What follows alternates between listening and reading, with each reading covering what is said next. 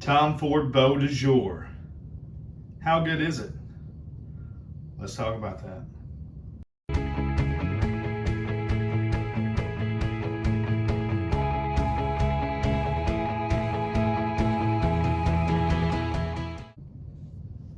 Hey friends, welcome to Proverbs 27:9 Fragrances. John here, and today we're going to be doing an unboxing and review of a classic men's fragrance from the house of Tom Ford, and it is Beau de Jour. And so I've actually got the box here. Going to use my trusty Boker trapper style knife to open her up, and I have smelled this, so it's technically not a first impression. I smelled it in a Dillard's department store a couple of weeks ago. It's one that I had my eye on as far as, hearing about it and knowing, seeing reviews and looking at the notes and seeing what it was compared to. And I thought, that's probably one that, it depends on which way it goes. If it doesn't go too funky, I think I'm gonna like it. So, got it wrapped up with some bubble wrap here. I'm gonna take that off. And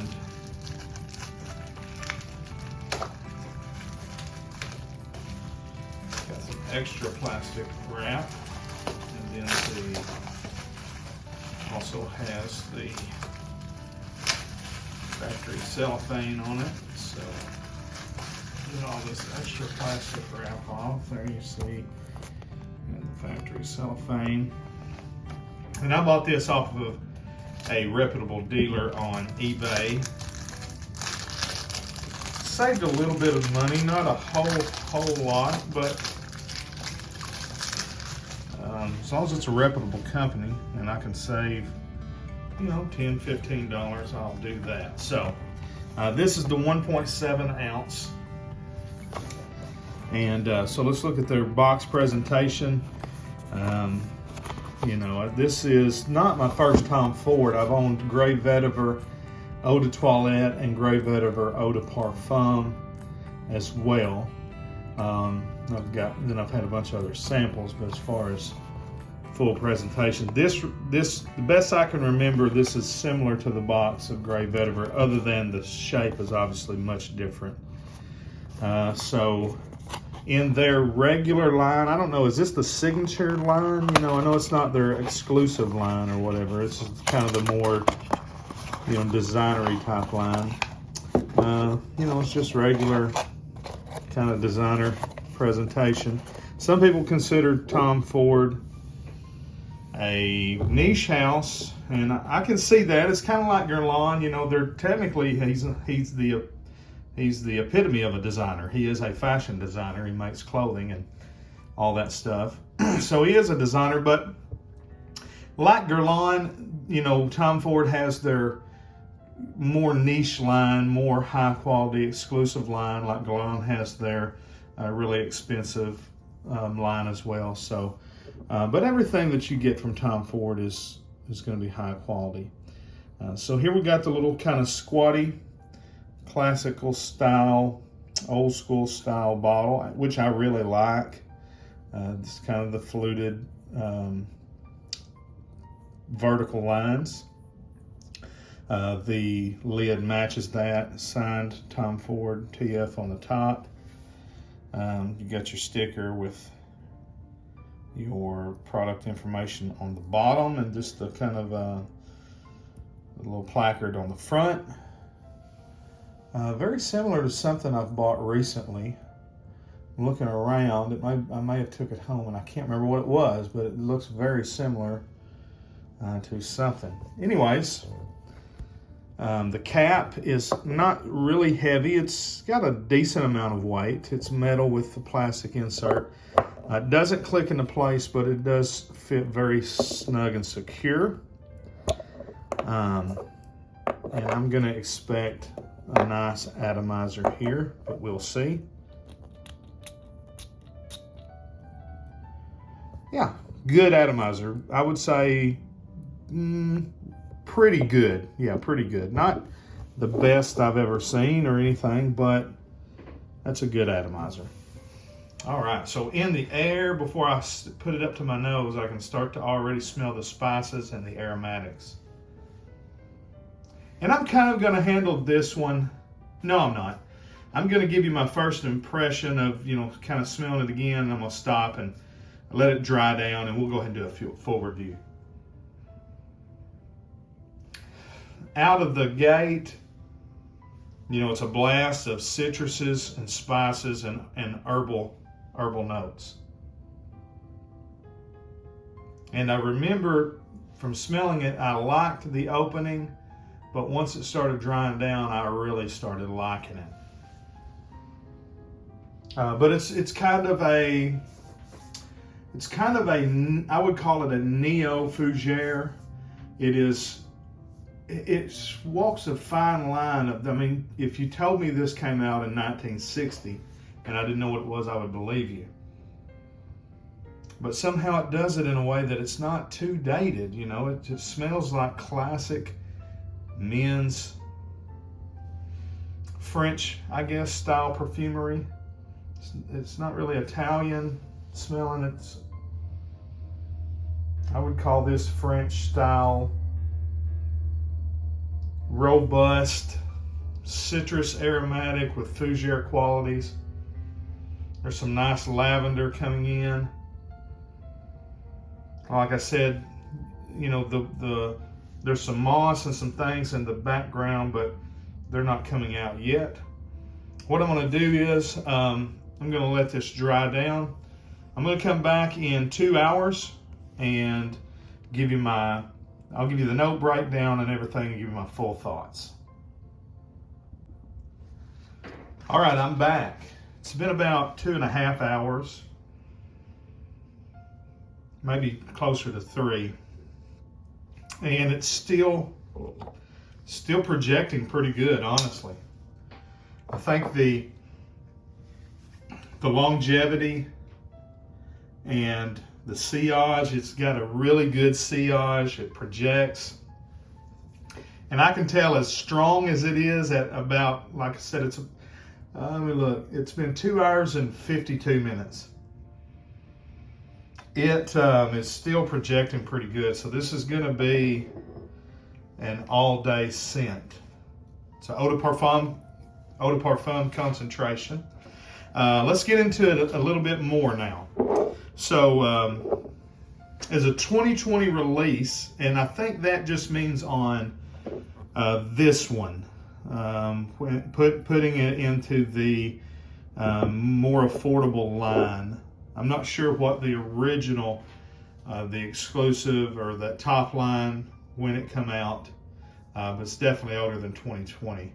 But in this formulation is a 2020 release. They've described it on Fragrantica as an aromatic fougere, and I think that's a fair, I think that's what it is, yeah. We might say a citrus aromatic fougere. So funny, I've got the notes here, and they don't list any citruses in the top notes, which I think is absurd. I'm gonna give it one more blast, just get a fresh, get those top notes again. There's definitely some citruses here in the top, in the opening. It's very well blended, so it's hard to pick out individual notes. If I had to guess, I would say it's probably bergamot and lemon. Although there is a tartness to it, so it might be Sicilian bergamot or some type of,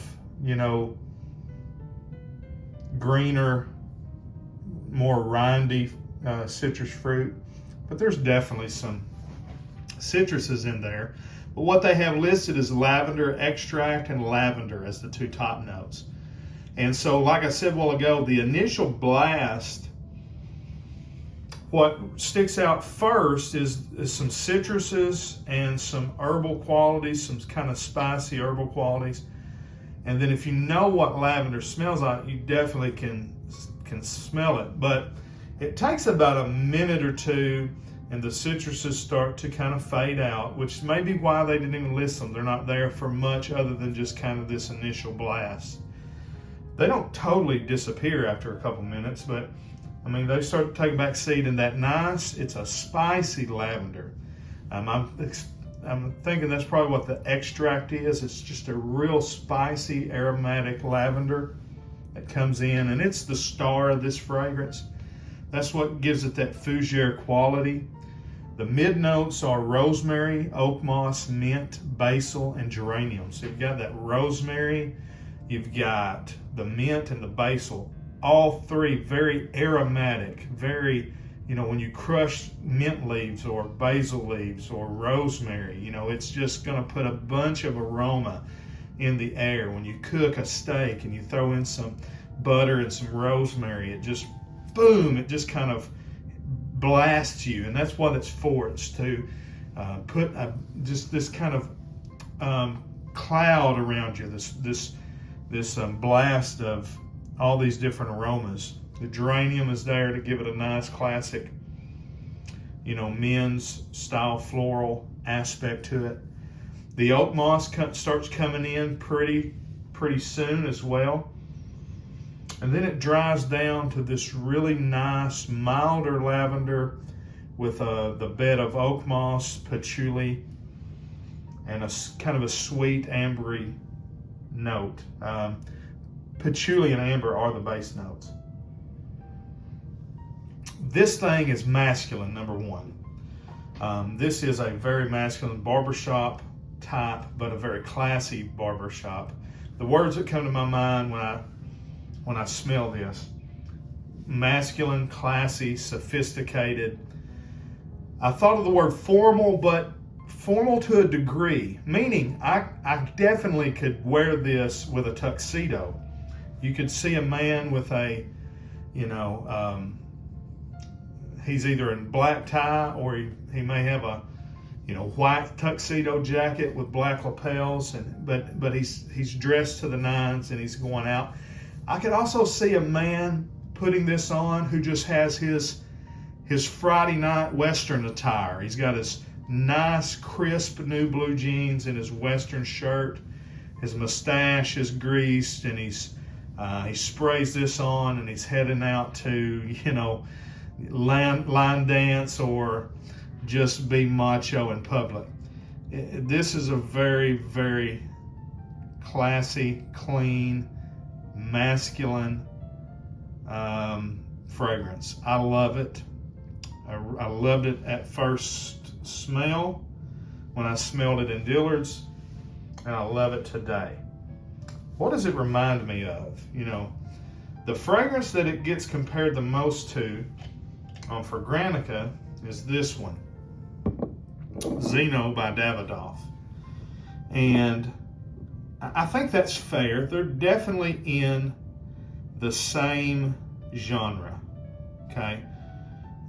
Classic, fougere, spicy, woody, a little bit, a lot of oak moss, a lot of aromatics, a lot going on in Zeno. And Zeno is a great classic masculine cheapy fragrance. The price for Zeno, it's outstanding. You can buy Zeno for $20. Where I think that turns people off to Beau de Jour is it's people that don't like Zeno, and they think that, Beau de Jour, it's got 300 votes on Fragrantica, it must smell just like Zeno. No, they just smell like they're related to one another. Zeno doesn't have the smoothness that Beau de Jour has, and Zeno has a pungent note in it that I don't know what it is. I'd have to really go look at the note breakdown. I'm smelling it off the box. I sprayed it here on the box. There's just a pungent note in it, and it's not the oak moss. It's not like it's just a little more funky. It may be the oak moss. It may just be a different style of moss they're using. But anyways, there's a pungency to Zeno that I think is what, it's a kind of a sour dankness that turns people off to it. Either that or they just don't like perfumes in this category. And if you don't, well, we just can't help that. What I think it most reminds me of is this one here, Heritage by Guerlain. And this is the Eau de Parfum, which I'm going to do a video on the differences of the Eau de Toilette and the Eau de Parfum. I used to like the Eau de Toilette hands down to the Eau de Parfum, but the Eau de Parfum is really growing on me. It's just a little darker. It's probably, I would say Eau de Toilette is better for spring and summer, and Eau de Parfum is probably better for fall and winter. It's just a little bit darker, a little richer. Tobacco notes turned up in it a little bit, and that turns some people off. So I think Tom Ford smells more like Heritage, and it kind of smells like a mixture of Heritage and this one, and that is Signature Pour Homme by Davidoff. And to me, it kind of smells like a marriage of these two fragrances, which are two of my top 5 fragrances that I've ever smelled. So naturally, I am really, really, really digging Beau de Jour by Tom Ford. It is going to stay in my collection probably forever. And it's going to be one that I'm going to really like to wear on special occasions. It's just, like I said, just clean, classy, masculine to the 10th degree. Smells like a fresh, clean shave. It smells like a spicy, citrusy, aromatic walk in the sun. It really smells like its namesake, Beau de Jour, a beautiful day. That's what you think of when you smell this fragrance right here. You think of a clean, classy, masculine man just walking in the sunshine on a beautiful, beautiful day. All right, that's my thoughts on Tom Ford Beau de Jour. Let me know what you think. I'm trying to get that glare off, can't do it. But anyways, let me know in the comments what you think about these others. Again, this is the one that's compared to the most, but I think that's, if that's what's turning you off, get you a sample and try it, because it doesn't smell enough like Zeno to me that if I thought it smelled like Zeno, I wouldn't have paid over $100 for it. So I love it. All right, guys, till we see you down the road, we say God bless. Frag on, Frag fam.